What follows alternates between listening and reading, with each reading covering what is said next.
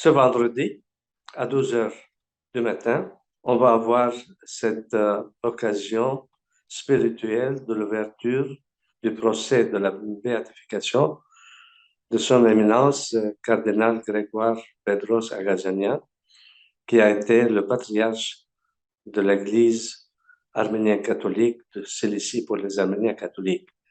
Et bien sûr, tous ces documents sont en examen pour voir dans ces relations internationales le caractère de l'homme de Dieu, le caractère de l'Église et comment il s'est présenté et quels étaient les conseils qu'il donnait et examiner jusqu'au fond. Mais aussi, il faut examiner sa vie professionnelle, sa vie sociale. Il a étudié à Rome et puis retourné dans sa paroisse comme curé de paroisse. Mais avant le communisme, a pu se retirer et retourner à Rome, où il a eu la chance d'être dans la propaganda fide, la propagation de la foi aujourd'hui, et comme professeur de théologie. Et après quoi, il a été aussi envoyé au Liban, au patriarcat arménien catholique, où il a été ordonné évêque et puis élu comme patriarche.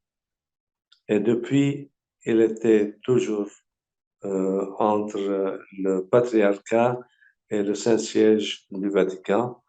Il a été nommé préfet de la propagation de la foi de Sa Sainteté le pape Pie XII. Et il a continué jusqu'au temps du pape Paul VI, à 75 ans.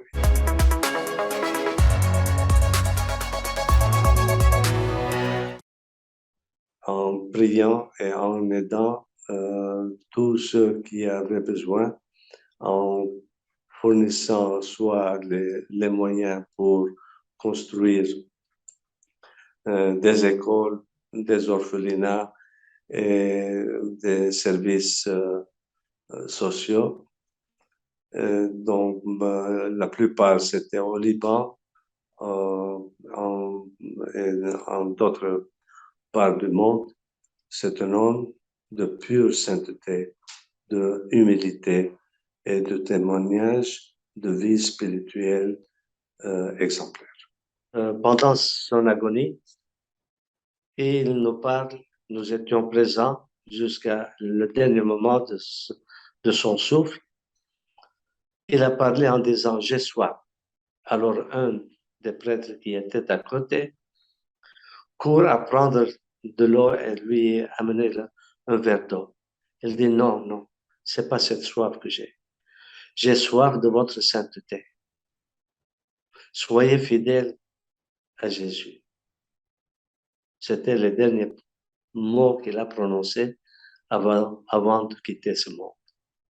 C'est pas seulement les Arméniens catholiques qui sont heureux d'avoir cette cérémonie, mais tous les Arméniens, soit en Arménie qu'en diaspora, tous attendent ce moment de l'ouverture que ça arrivera très, très bientôt.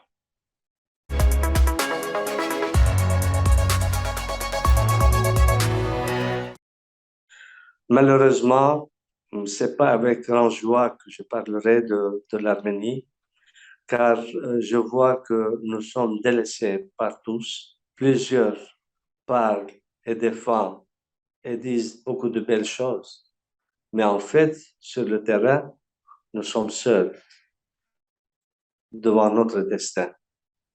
Mais je suis sûr et confiant que le bon Dieu ne laissera jamais le peuple qui croit en sa présence, qui a une foi profonde et qui pratique sa foi en témoignage.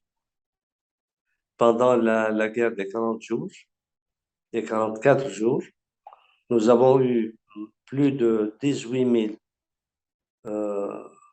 déplacé et que j'étais encore travaillant là-bas comme archevêque de l'Europe orientale, eh bien, à travers la Caritas arménienne, nous avons pu les recevoir et les servir, à leur donner le plus possible.